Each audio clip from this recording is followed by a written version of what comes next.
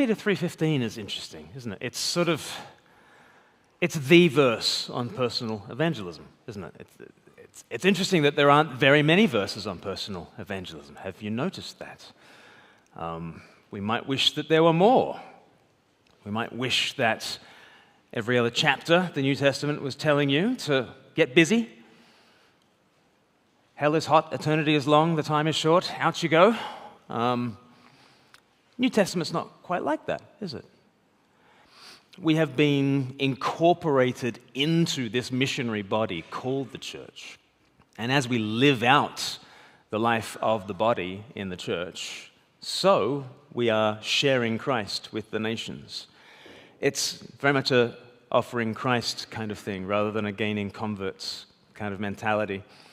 I remember being in St. Andrews doing some student mission up there. There was a very bright guy who was a linguist, and he had been going along to church, not yet a Christian. He'd come along to all the Christian Union events and was just weighing up whether to follow Jesus or not. And on the second to last evening, he said, I'm very attracted by Jesus. I would like to become a Christian, but there's no way I could live the Christian life.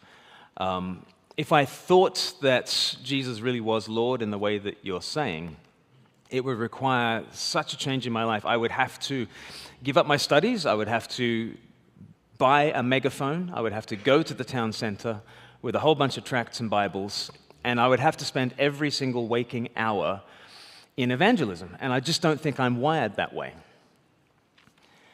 And this guy was an impressive guy. He'd been reading the New Testament in Greek, right? And I sort of said to him, does that sound like what the New Testament is calling you to in terms of kind of life in Christ? And he said, well, the Apostle Paul is a bit of a beast, isn't he? I was like, that's true. The Apostle Paul is a bit of a beast. You know, shipwrecked and stoned and still proclaiming Jesus. You're right. He kind of fits that bill if you kind of read the New Testament that way. He's the sort of person maybe who'd buy a megaphone and go to the town square and do that kind of thing.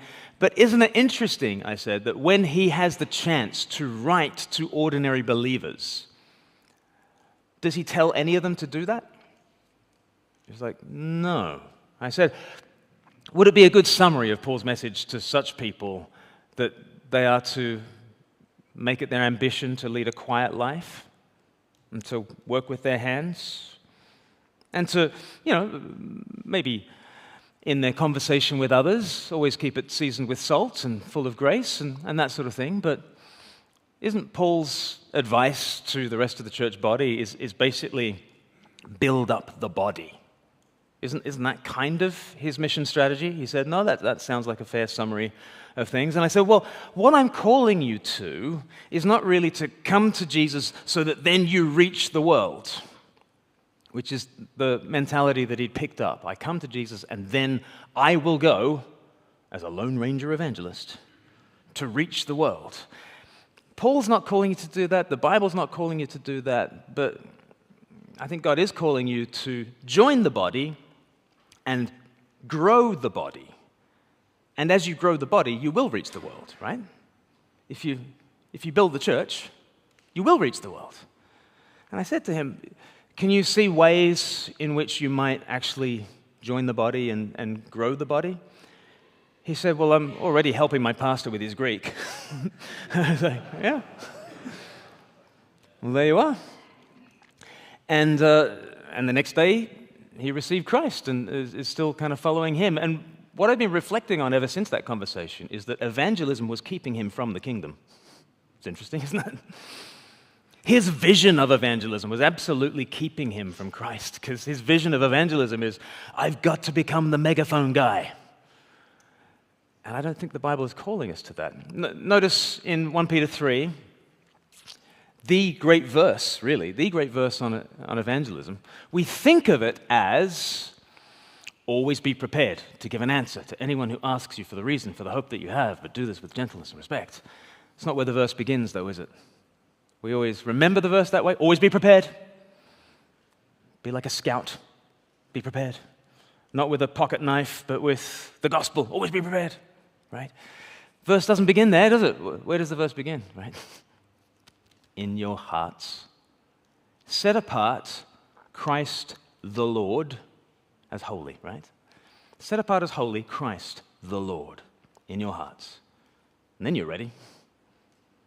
That's how you are being prepared to give an answer to anyone who asks you for the reason for the hope that you have. Who is initiating this evangelistic encounter?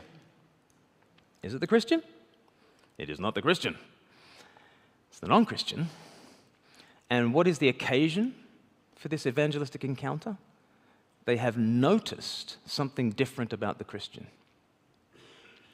And 1 Peter is really all about the way that God is building together these living stones into a temple by which the Spirit dwells. And that this church, 1 Peter chapter 2, is the royal priesthood. 1 Peter 2 chapter 9, the royal priesthood, the holy nation, the people belonging to God, so that you might declare the praises of Him who brought you out of darkness into His wonderful light. Team sport, priesthood, and it's the priesthood that acts as the go-between, isn't it? What is a priest? A priest is a go-between between God and the people. And in the New Testament, who is the priest? Well, the great high priest is Christ. He's the ultimate go-between. We've got 1 Peter 3, verse 18, right? Christ doing that wonderful mediatorial work. He is the great high priest to bring you to God, right? He is the great priest. But then He is building together a priestly nation. And the church together is the priesthood. So to be a Christian is to be part of a missionary society, the original and ultimate missionary society, which is the church. But it's not asking each of us to be individual Lone Ranger evangelists, is it? It's fitting us together into a body of differently gifted individuals, right? I love 1 Peter 4. I think verse 10 kind of gives the shortest gifts list in the New Testament, right? From verse 9 and 10, it's kind of, there are those who speak should speak with the words that God gives, and those who serve should serve with the strength that God supplies, so that in all things God might be glorified. Right? It's the shortest gifts list in the New Testament. 2 kinds of gifts. I think they're kind of umbrella terms, right? There are speaker kind of people, and there are server kind of people. People good with their lips, people good with their hands, people who are great at telling the good news. And there are people who are great at these hospitality gifts that wrap around the speaker gifts. The service word is a kind of a deacony word. The word that describes people who are great at opening up homes and tables and fostering the community in which the gospel is set forth. And Peter is giving us the shortest gifts list in the New Testament and saying that basically there are people good with their lips and people good with their hands, and imagine those 2 kinds of people coming together. Imagine people good with words and people good with hospitality. What do you get when they combine? You get the mission of the church. You get mission the way Jesus did it in the Gospels. Like, look for Jesus in the Gospels. Where are you going to find Him? Probably sat at a table, speaking gospel truths, right? And look at the early church in the book of Acts. How are they doing mission? Again, they're breaking bread in homes, and there are some quite good speakers around. Think about the way that the early church kind of grew. It was hospitality and people good with their lips, united together in mission. And I think that's interesting because not everybody has the gift of the gab. Sometimes Christians berate themselves because they don't have the gifts that other people have. I get this in sort of the opposite direction. I was once at a conference, and I decided to go to a seminar stream about the gift of hospitality, because this is something I definitely do not have, right? My culinary skills kind of extend to the use of the microwave and the defrost setting, and that's about it. It's a foreign language. And so I was at this conference, and I was just like, for a giggle, Let me just go to this seminar stream. And this couple were up front. They were teaching about hospitality, and they were just glowing and enthusing with how much they love having people over. And even if the house is a total zoo, and even if your children are utter nightmares, isn't it wonderful just to fling open the doors? And I was sitting there and thinking, is this how people feel in my evangelism seminars? It's like, I think it is. I think that's probably what you're feeling. As I talk about sharing Jesus, you're probably sitting there thinking, oh, I don't like the speaker thing. I'm more the server kind of thing. That's okay. There are times when you are called to use your words. And we'll get to that. 1 Peter 3:15 is in the Bible. It is for everybody. Okay. And I need to be hospitable when you show up at my house. Like I need to give it a go anyway, right? We all need to give it a go when we're asked to serve in ways that aren't natural to us. But it's okay for you not to find this natural. And it's okay for you to lean into people who do find it natural. And I think actually, rather than everybody being a pair of lips that's meant to go out into Sevenoaks and to Kent and to the ends of the earth, I think we're actually meant to do it as a team sport and lean into each other. Which is why the best way to run a Christianity Explored course is to have around table groups, not just evangelists. It's probably even better to run a Christianity Explored course and fill it with Christians who have hospitality gifts. We find that with 321 as well. Works absolutely best if you do it with a meal and you invite people in. And the kind of server, the kind of table leader that works really well on these evangelistic courses is usually actually the person who's good at hospitality. Because usually us blabbermouths, we always want to answer the questions, don't we, on the tables. And we always want to, give it all that, when actually Rico's done a fine job of explaining the gospel in the video. We probably don't need a whole bunch of evangelists around the table saying, oh, actually, I think. Actually, you probably need a bunch of people who are really good at serving and opening up tables and homes and inviting people into that environment in which faith happens. And it's as the speakers and the servers use their gifts together, that's the priesthood working as it should work, right? So don't beat up on yourself if you don't feel like you have the gift of the gab, but also don't discount yourself from ever sharing Jesus verbally, okay? Often I do sessions like this, and people will come up to me afterwards and they'll say, oh, Glenn, I could never do what you do because I don't have the gift of the gab and I can't really do the speaking thing. And it always surprises me because we've usually had a conversation for about 5 minutes by this point, and we've talked about the weather and the cricket and the football and everything else other than Jesus, and they haven't, caused any great faux pas. They haven't had any great conversational missteps. I think what people mean at that stage is, I can't dazzle people with my words. And you're like, nobody's asking you to dazzle anybody with your words. What are we asking you to do? Well, 1 Peter 3, verse 15. This is for everybody. For everybody, whether you are temperamentally a speaker or temperamentally a server, whether you're spiritually gifted as a speaker or spiritually gifted as a server, for everybody in your heart, set apart Christ the Lord as holy. Always being prepared to give an answer to anyone who asks you for the reason for the hope that you have, and do this with gentleness and respect.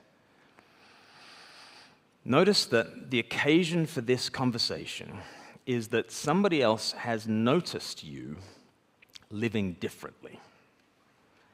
That's the evangelistic gold dust, right?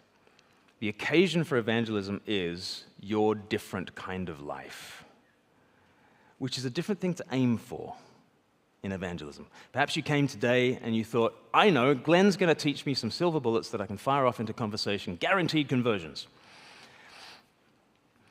What I want to leave you with is the challenge that that's not really where evangelism happens. Really where evangelism happens is that you have lived such a different life that it prompts the question. Your answer to that question could be utterly garbled. You could trip over yourself. It could be a very unimpressive answer to that question, but it is such a win if anybody asks the question. how come you live that way? If anyone says that to you, that is such an evangelistic win. And I think in the context of 1 Peter, the way it happens is you've got this bedraggled mob of refugees, like they're scattered throughout Pontus and Galatia, Cappadocia, Asia, Bithynia. We'd call it northern Turkey these days.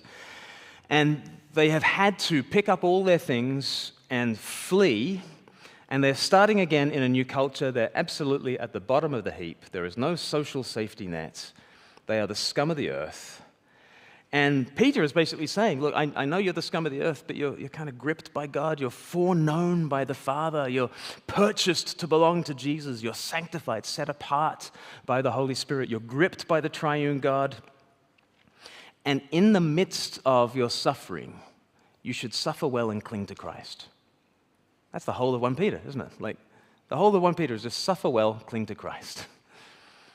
In chapter 2, we learn about, the emperor is against you. And Peter's like, I know. Suffer well, cling to Christ. The authorities, they're against you. And Peter's like, I know. Suffer well, cling to Christ. And he's talking to even slaves in the household. He's like, your masters are abusing you. He's like, I know. Suffer well, cling to Christ. There are difficult marriages. That's how chapter 3 begins. Really difficult marriages. And how do we keep going in them? And Peter's like, I know. Suffer well, cling to Christ. And in that context, non-Christians look on.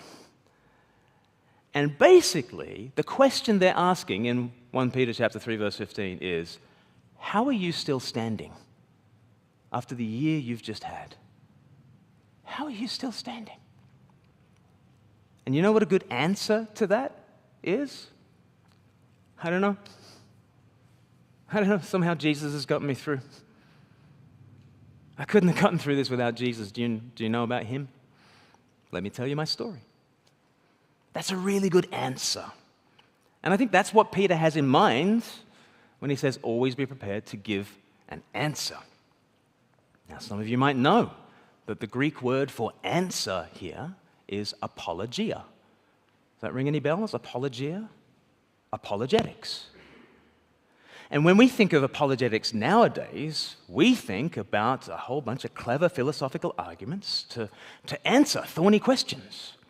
And to be good at apologetics is to be ready for all the trickiest questions that might come our way about the historicity of the Gospels, about the resurrection of Jesus, about science and suffering and sexuality and all these things. And you've got to have your answers on a hair trigger. And they've got to be very clever. You've got to learn them by rote. And as soon as somebody asks you the question, bang, download your apologetic on them. Is that what Peter is talking about? It's got nothing to do with what Peter is talking about. What Peter is talking about is you've been suffering well and clinging to Christ, and you have an evident hope about you when there's no earthly reason for you to have such spiritual, emotional buoyancy. There's no reason why you should be so buoyant right now. What's going on? And your answer at that point can be utterly unimpressive. You can trip over your words, but you can go, I don't know how I'm standing, but Jesus is good. That's a really good apologetic. That's apologetics Bible style. What apologetics has become is another matter entirely. But you're equipped to be a profound apologist if you suffer well and cling to Christ. We've thought about the 3 and the 2 and the 1. Let's have a look at these truths about the gospel that we love. So God is a loving union of 3, Father, Son, and Holy Spirit. The truth of 2 is that the world is shaped by 2 representatives, Adam and Jesus. The truth of 1 is you are one with Adam, be one with Jesus. These are the doctrines at the heart of the gospel that we love, and they correspond to the 3 seeds that we talked about in the second session. First seed is that's what I love about Jesus, okay? The God we're talking about is the Jesus God. Jesus, the Son of the Father, filled with the Holy Spirit. It's Jesus that we're interested in. And so as we want to talk about the Jesus God, there's a seed that you can sow into conversations. That's what I love about Jesus. In a world that's shaped by Adam and Christ, we're born into the life of Adam, Jesus comes as the rescuer. And a seed that you can just cast into conversations is, I couldn't have gotten through that without Jesus. You are one with Adam, be one with Jesus. To be one with Jesus is to be one with his body, to be one with everybody else who is one with Jesus. To call someone to Jesus is to call someone to the body of Christ. Church and Christ go together. They go together like head and body. You can't call somebody to the head without calling them to the body. And so in our evangelism, we don't throw the church under the bus. We big up church massively. And we say, that's what I love about my church. But what I want to finish with is just the posture that we should have as we proclaim Christ out into the world. And I think the posture we should have is best described in Matthew chapter 5. Remember how Jesus says, you are the salt of the earth. But if the salt loses its saltiness, how can it be made salty again? It's no longer good for anything except to be thrown out and trampled underfoot. You are the light of the world. A town built on a hill cannot be hidden. Next slide. Neither do people light a lamp and put it under a bowl. Instead, they put it on its stand, and it gives light to everyone in the house. In the same way, let your light shine before others, that they may see your good deeds and glorify your Father in heaven. Notice that Jesus here does not say, okay, church, burn a bit brighter. You're a dim light right now. Can you crank up the lumens to 11? He doesn't say that, right? He's just like, you guys are the light of the world, like it or not. You are the salt of the earth, like it or not. You are a city on a hill. Don't get shy about yourself. A city that's shy about itself. It's ridiculous. Like you are these things. You're a city. You're salt. You're light. You can't not be those things. That's the way the New Testament speaks. It doesn't say, can you try to be my witnesses, please? What does Jesus say in Acts chapter 1? Does he say, please try to be my witnesses? Please, can you try and do a bit of witnessing for me? No, you will be my witnesses. Like it's in the indicative, right? You are salt, you are light, you are a city, you are witnesses. My biggest problem in evangelism is the same as yours. It's not that I need to add something to me. I actually just need to take away the barriers, right? I put a bucket over the lamp. I'm constantly putting a bucket over the lamp that I am because I don't want to stand out. I don't want to be different, right? And you're the same. I was on a course with my wife. We were doing a parenting course, and wasn't a Christian thing, and it was just so interesting. We went into breakout sessions, and session 1 was all about how do we do self-care well. And we were charged with, can you think of something you can do every day for 5 minutes that really is a part of your self-care?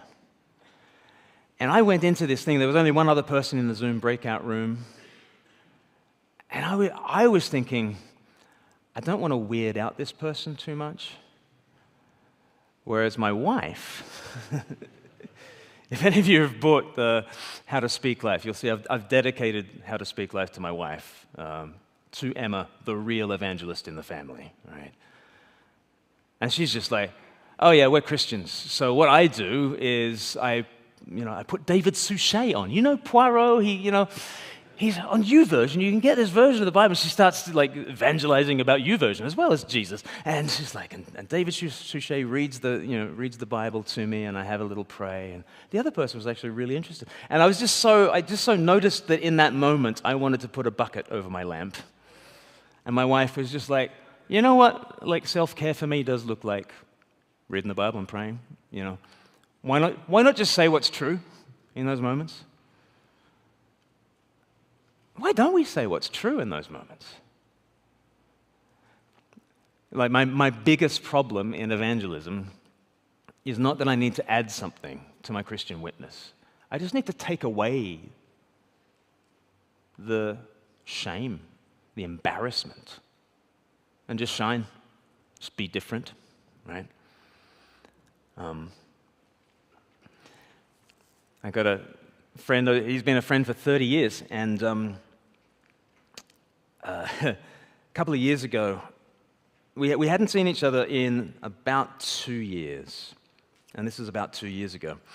And we met up sort of halfway. We're going to meet at the beach and have some bacon sandwiches and some coffee and walk along the beach and catch up with one another. And to give you an idea of, I'll call him Simon. To give you an idea of Simon is he texts me the night before, and he knows what I'm like. So he just texts me, caps locked, "Do not try to convert me!" exclamation mark. So he's always been an atheist, and we've always had interesting conversations about that. And he was not up for a gospel conversation. The next day, "Do not talk to me. Do not try to convert me to Christianity." And yet the next day we had the best conversation about Jesus, heaven, hell, the cross, everything. You're like, why? Did Glenn just transgress all his boundaries? Well, the next morning we meet up and we go for a walk. And what was new for us as a family, since we'd not last met each other, is we'd adopted JJ. And he and his wife had been going through a kind of struggles with fertility, and he sort of said to me, we've been thinking about adopting ourselves. I was like, oh, that's great, but it's going to call on you and call from you some very deep things that you might not be prepared for. You've got to believe, right down to your toenails, that unconditional love is the way that people change. And Simon was like, yeah, I think I believe that. I was like, it's going to be tested, right? It's going to be tested that you need to, instead of responding to someone in all their anxiety and trauma and sort of mirroring that back to them, you need to take that trauma and respond with peace. And it kind of feels excruciating in that moment. And he said, I kind of get that. I was like, and like for us, I know you said don't try to convert me, but the reason why we've adopted is because we think that's what God's like with us. And genuinely, I don't think I could have gotten through some of the hardest times without Jesus, and without a knowledge that this is how people tick, that there's unconditional love, that we are very difficult to love. We've got all sorts of trauma and pain, and we lash out, and he kind of absorbs that and responds with kindness and peace. And if we weren't meditating on that story day by day, I don't know if we could be adoptive parents. And we got into all this conversation, and it went to matters of heaven and hell and cross and everything. But I didn't treat adoption as this interesting bait, and then we switched the topic to what the gospel is like. It was, I think Jesus has pastored us as a family through dark times and through difficult situations, and the gospel that has really comforted us is a gospel that's available to my friend. And it actually makes sense of life. It actually makes sense of all of life. And I don't know what struggles you go through, but there will be ways in which Jesus has met you and pastored you. And as you really reflect on those things, can you de-jargonify that, de-Christianese that experience of Jesus having pastored you through difficult situations, and then pass on the wisdom to your friend? Because I think pastoral care and evangelism, they're a lot more united than you think. I often put it like this. Pastoral care is just evangelizing Christians, isn't it? Christians are going through difficult times or struggles with sin, and you pastor them by preaching the gospel to them and applying the gospel to them in this situation. Pastoral care is just evangelizing Christians. And what is evangelism? It's pastoring non-Christians, isn't it? And so me and Simon had this long conversation about the gospel where we have been pastored through this situation, and I think you're contemplating walking through that dark valley. Buddy, you need a shepherd. You need a good shepherd, and let me tell you about Jesus. I was trying to pastor him as a non-Christian. That cashes out as evangelism, doesn't it? But the whole point of this is I wouldn't have had that gospel conversation with my friend if it weren't for a distinctive kind of life that Emma and I have lived because of Jesus. It's the distinctiveness, it's the difference. We're salt, we're light, we're a city on a hill. We're different, and that difference calls for an explanation from other people.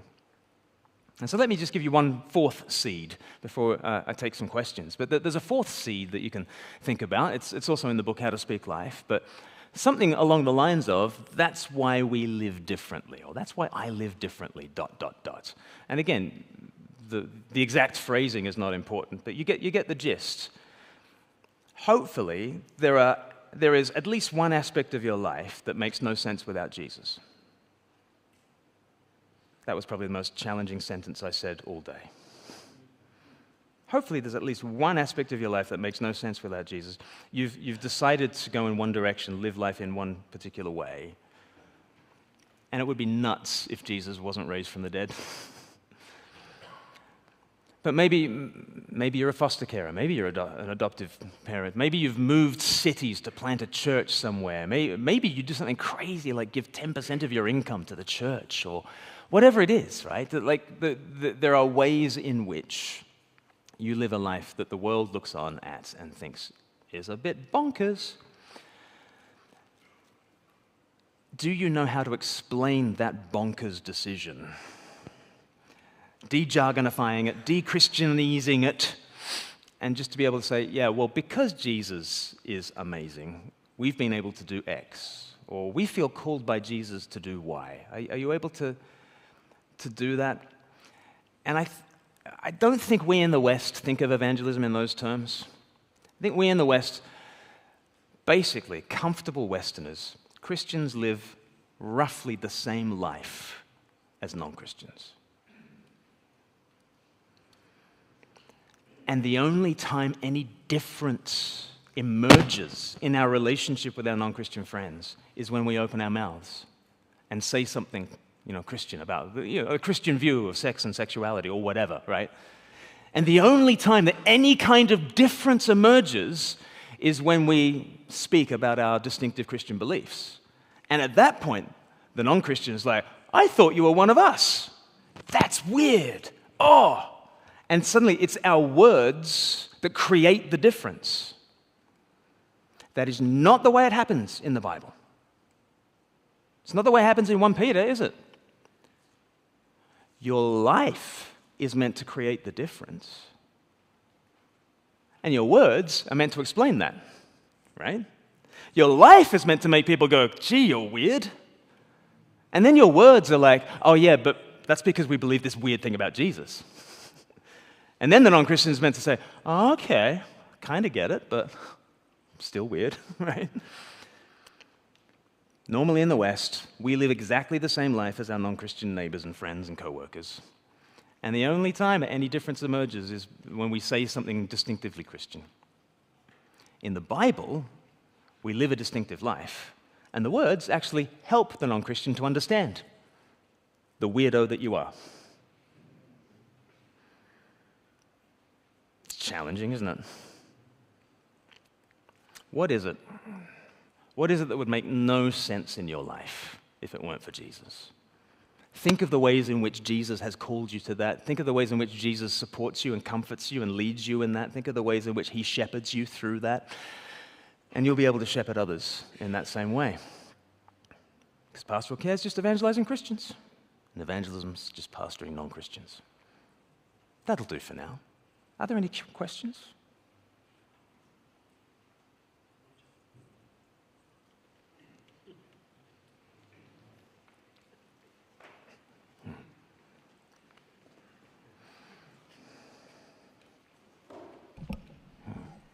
So I think I can hear this one here. I think we got a statement that said, bring lunch. I think we need to bring tea as well.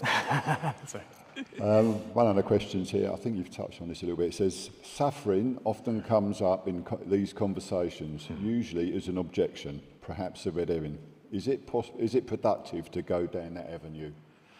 Of all the apologetics questions that are most fruitful, I would say the suffering one is the most fruitful. I think you're right at the heart of the gospel when you start talking about suffering, as long as you talk about it in the right way. There would be very simply philosophically minded ways of answering that question that might take you down some rabbit trails. But If you can be very Jesus-centered in your answer to that, I think you're right at the heart of the gospel.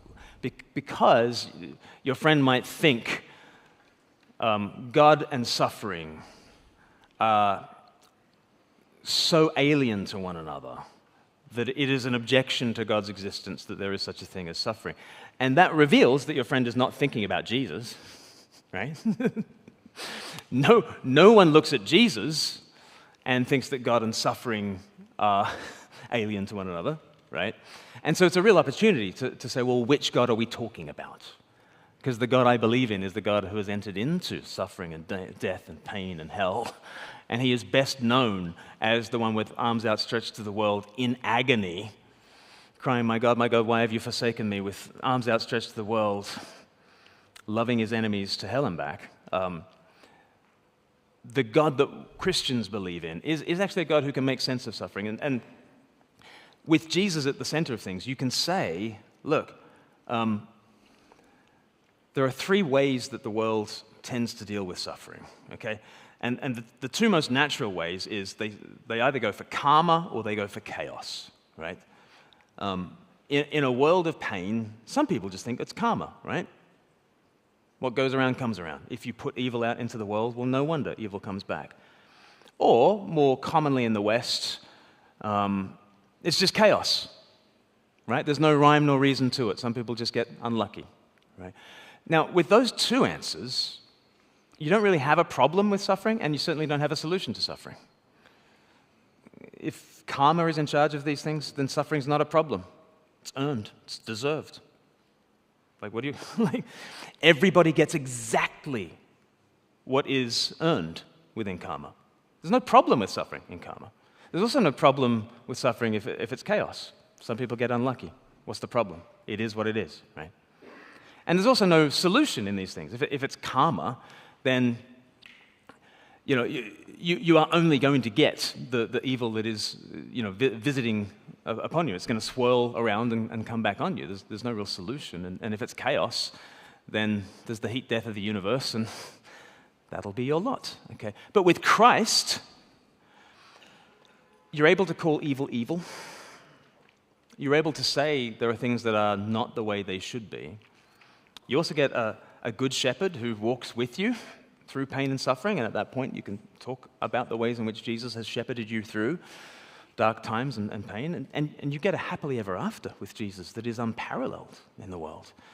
So when suffering comes up, I think there are all sorts of opportunities to talk about things that are right at the heart of the gospel. So that's one question that I think will not take you down a rabbit trail if you put Jesus at the heart of it. Okay, thank you. This one says, my brother has turned his back from God despite growing up the same with a Christian upbringing. We have not got a close relationship. So how do I go about talking about Jesus when he is a closed book? And again, these are our friends, aren't they? Like most of the time, 3/4 of the soil types don't look promising in the moment, do they? And even the promising soil types that we get surprised about, we're surprised about them, aren't we? So, yeah, thank you for sharing that question, because that's where a lot of our evangelistic encounters kind of happen. And again, I would say work on that relationship, become the unofficial chaplain to him, be the sort of person that he might turn to when life gets difficult. And also, don't put a bucket over your lamp. If he says to you, so what's new with you? And what's new with you is in any way related to your faith, don't put a bucket over that. Well, you know that because we're Christians, it could be something as minimal as, we go to church on Sundays, right? And so we can't meet up with you on that point. Even something as minimal as that. Be unashamed about Jesus. Keep on praying for him. And God is at work on him the entire time. So you can totally trust that he is at work, and he's put you in his life to be that witness. It's a long-term game. Yeah. Okay, how do we evangelize people who say we don't have time for church? It's usually an excuse. Yeah. Well, It's kind of in vogue at the moment, though, isn't it? To say, oh, but don't you need to take a sabbatical? Like, even the phrases of, like, sabbaticals in more corporate speak and sort of, it's a life hack, right? And you need to get out and touch grass, and you need to, take time and space away from the busyness of life. Okay, well, just use that kind of language and just sort of say, I know it feels like you're too busy to pause at the start of the week and to recenter yourself. But I know for myself, I love the fact, and in fact, I said this to somebody just yesterday, I love the fact that according to the Bible, like, Sunday's the first day of the week, Monday's the second day of the week. And the first day of the week is a day off, and I love going to church, and we just, as a family, we pause, we have a chance to say thank you for all the things that are going on in our lives. When do we ever get to say that? We get to pause, we get to say thank you. We get to confess what idiots we've been this week, which is extraordinary. Isn't that great just to say out loud, I've been a spiritual moron this week. And everybody else around you say, yeah, I've been an imbecile as well. And we're total idiots, aren't we? Yeah. And we're still loved. Yeah, we're still loved. And then we hear, like, this ancient truth from the Bible, and, like, even if it's just an hour, wouldn't you want to reset and press reset every week? Or sometimes I would just sort of say, like, for me, church is like 52 Christmases a year. We get 52 Christmases a year where we gather together with the people that we love, and, we always try and eat with them as well afterwards. And it's just, wouldn't you want to have 52 Christmases a year? Just reframe it like that. Thank you. If Jehovah's Witnesses knock the door, how do we evangelize them? It's been a while since they tried me.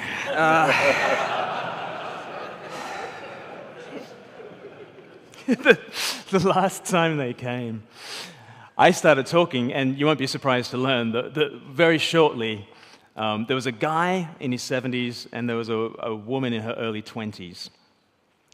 And very, very shortly, he sort of said, oh, that sounds like the doctrine of the Trinity you were talking about. He said, of course, the Apostle Paul put that to bed in 1 Corinthians 11. I was like, did he? So we went in. Let's have a look at our Bibles. And of course, 1 Corinthians 11 is the bit where it says, God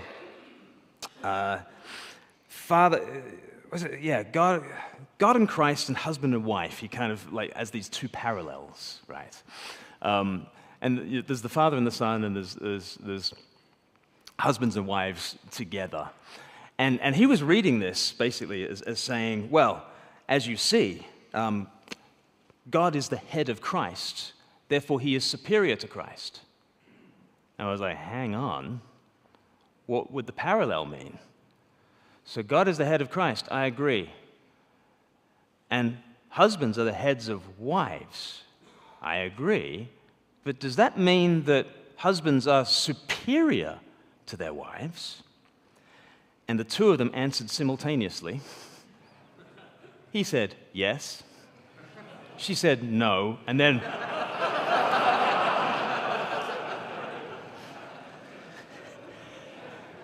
he said, I see this is getting us nowhere. And he dragged her down the street. And I just said, you know that husbands are equal to wives, and the Father is equal to the Son. And off they went, and they've never been back. But there you go. You can go to 1 Corinthians 11 and talk to them about that. I was at a church preaching on John 1, and a Jehovah's Witness came. He'd been brought by his wife, who'd been a Christian and there for 30 years. And I was just preaching Jesus, the Son of the Father. And I said, if you don't believe that Jesus is Lord, then he's kind of on the outside of that relationship. And if he's on the outside of that relationship, then he's just a servant, and the only thing he can bring you into is his own slavery. But if he's the eternal Son, then he can bring you into his sonship. And it's a love relationship. This Jehovah's Witness came forward. He was in tears. He said, I've been a Jehovah's Witness for 30 years, and it has felt exactly like you said, utter slavery. And we prayed together. And I don't know if he's come out of Jehovah's Witnesses, but he clearly saw the difference. Jesus is not a servant of Jehovah. He is Lord. He is Jehovah, right? And he brings you into his eternal sonship. He doesn't just bring you into being a servant of God. He brings you into that father-son relationship. We've got such good news. I'd make sure that my conversation's all but around that. Okay, thank you.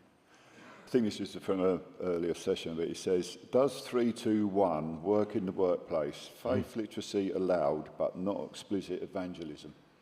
Faith literacy is allowed, but not explicit evangelism. Well, I don't use the word evangelism, so you don't have to. I just talk about, here is a Christianity 101.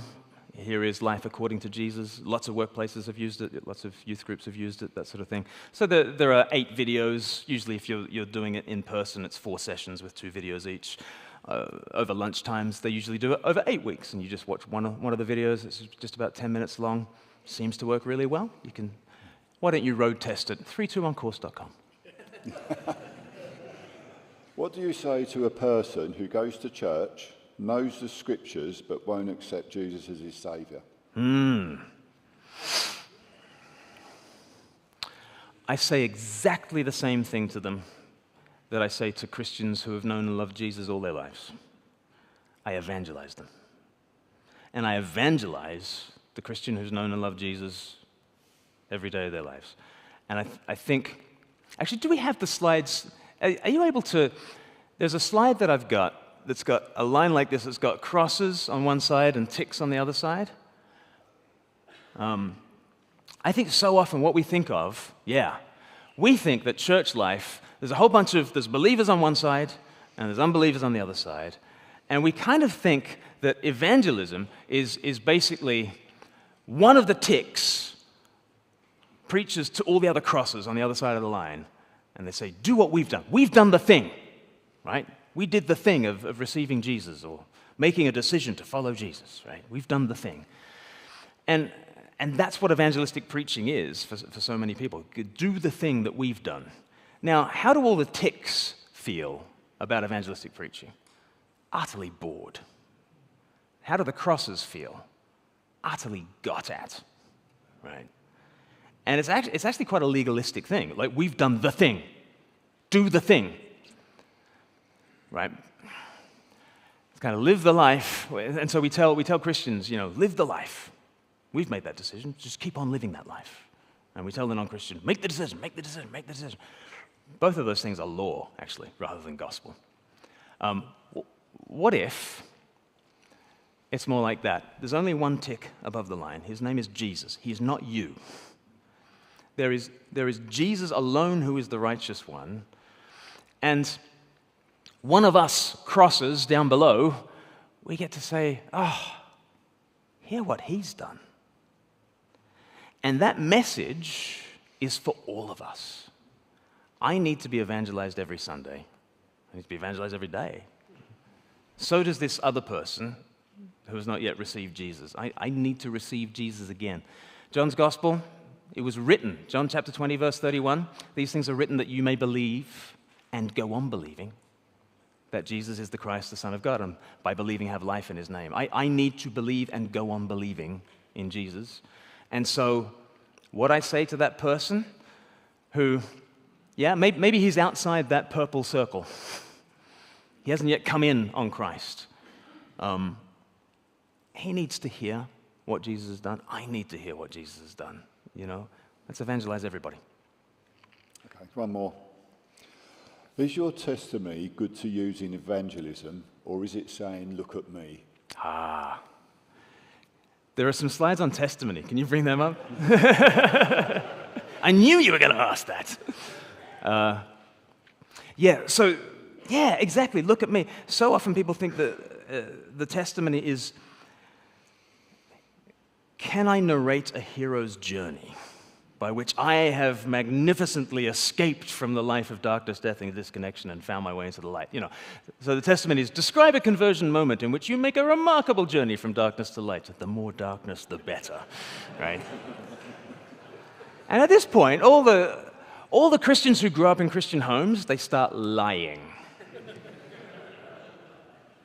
And they talk about, there's, the long dark night of the soul and spiritual wanderings, and they play up the darkness. Because they think that a good testimony, you need a lot of contrast between darkness and light. Well, it's true, but the trouble is that contrast between darkness and light does not exist within you. You're in the darkness, but the light is Jesus who comes into your situation. You're not the center of the testimony. And so I've already taught you what makes for a good testimony along the way. You could start with, I couldn't have gotten through X without Jesus, and you can talk about life events, or you can just talk about your sin, your spiritual stupidity, your self-sabotage, your rebellion against God. You can talk about, that's what I love about my church in your testimony. It's okay to do that. And that's, again, really important if you've grown up from within the church. So often, if we grow up within the church, we think a good testimony is about my solo journey to faith. And again, we throw the church under the bus and we sort of say, well, I grew up in a church, but that had nothing to do with my wrestling with the truth of Christianity. It was when I read Josh McDowell's, Evidence That Demands a Verdict, that I, rejecting all the wisdom of my elders and the entire church, made this solo journey to Christianity. Rubbish, rubbish, rubbish, rubbish, rubbish. Why do I believe in the resurrection of Jesus? I know my mum does. That's a big part of why I actually believe in the resurrection. It's a big part of why you believe in the resurrection if you've got Christian parents. Right? The church, the witness of the church, and I've never known a time when I haven't been surrounded by a church family that just really lives very differently in this world. And wouldn't it be great if your testimony redounded to the greater glory of the church and not necessarily you? That would be good, wouldn't it? And then that's what I love about Jesus. You're testifying to him. The testimony doesn't redound to your greater glory. You are a witness, not to your own journey. You're a witness to Jesus, and the punchline of your testimony is not, what a remarkable hero I am, having traveled from darkness to light. The hero is, oh my goodness, I couldn't have sorted out my own life, but somehow Jesus stepped in, and he's fantastic. So just some tips on testimony. Okay, thank you. I'm going to hand over to Richard. Brilliant.